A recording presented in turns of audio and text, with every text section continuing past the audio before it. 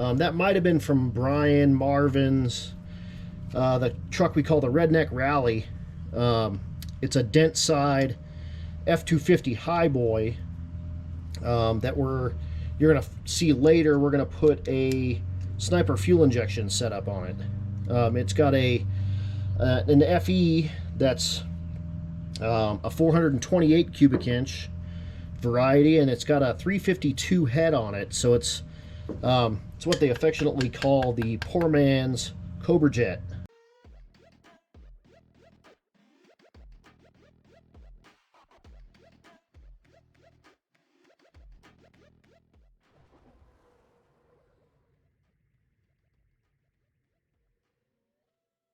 Hey guys, Adam Dory here.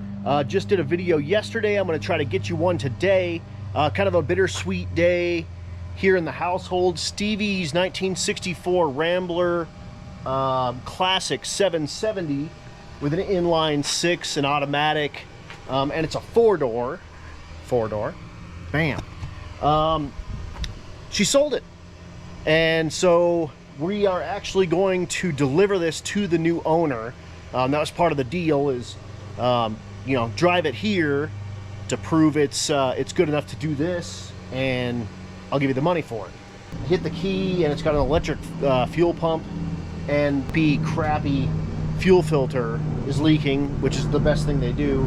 And of course, it's leaking right on the exhaust manifold. And hold on a second, let me see if I can get this. There it is. Look at it.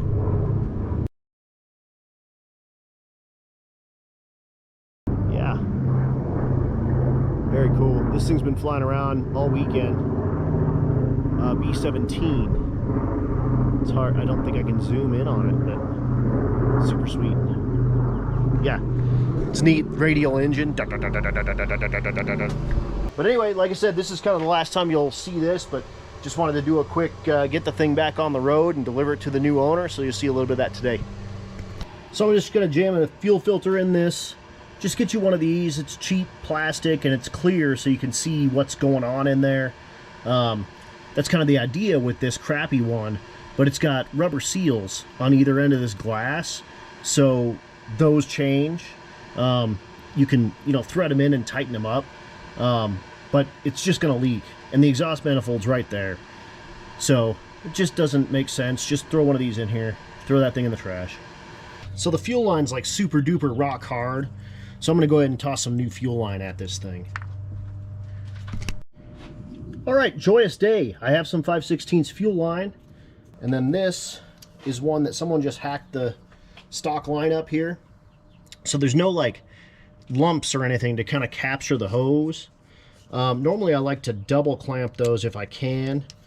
I don't have any clamps. I actually had to disassemble a repair piece from the Cadillac that I need to now remember to reassemble. So that's that. I'm gonna flip the fuel pump on, and we'll make sure that thing doesn't leak. Master disconnect switch. It should just turn on. It did.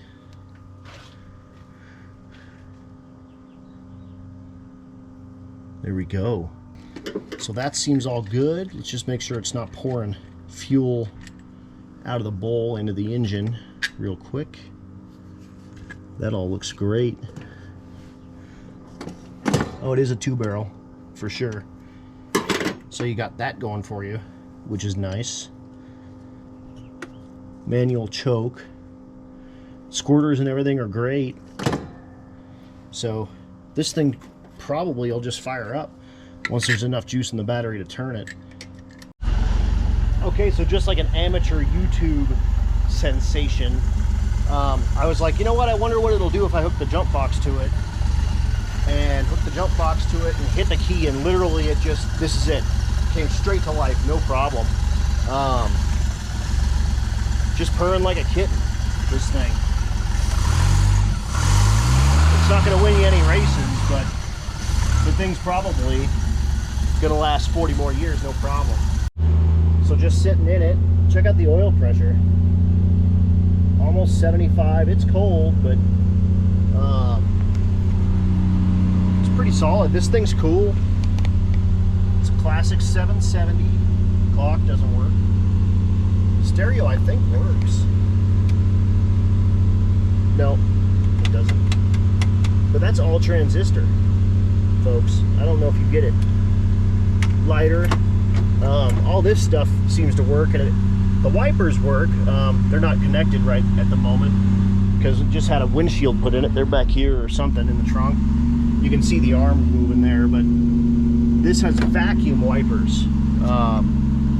So they're wild for these old cars. If you've never seen or heard of them, uses vacuum from the engine to run through a vacuum motor to turn the windshield wipers. Great idea because you already have vacuum in the engine. However, if you really need to get it and you're like going up a hill, you'd lose all your vacuum and your wipers stop. So not ideal. That's not hooked up to anything. Okay. Headlights, I think they work. The fan works, so it's blowing all kinds of stuff out. So yeah, this thing's a unit. All the stuff works. It's good. 2 ashtrays, driver and passenger, for all your smoking comfort.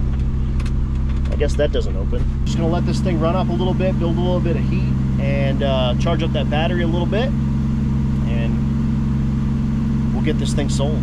As suspected, the trans was super low. It was barely on the stick here, but I threw a cord in it, and we'll see if the thing will move now. See if this thing works. Oh yeah, right into reverse, no problem. And forward. Yeah, this thing's fine now. So the new owner decided to come over and actually take the drive home on his own. So Jim's in there, and it's gonna make it to its new spot. See you later, Jim. Bye, Mildred, the Rambler. Oh, it's got 1 brake light. You're ahead of the game.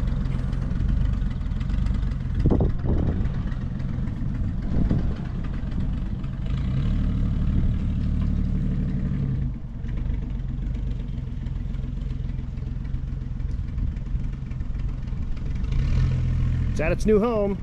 There it goes, right across the street. Very nice. So we still get to see her, old Mildred. So that's our idea of a revival. It's not like Vice Grip Garage, like good revivals. We just do like kind of crappy, bring it across the street revivals. So Stevie got some money for her car. Good for her.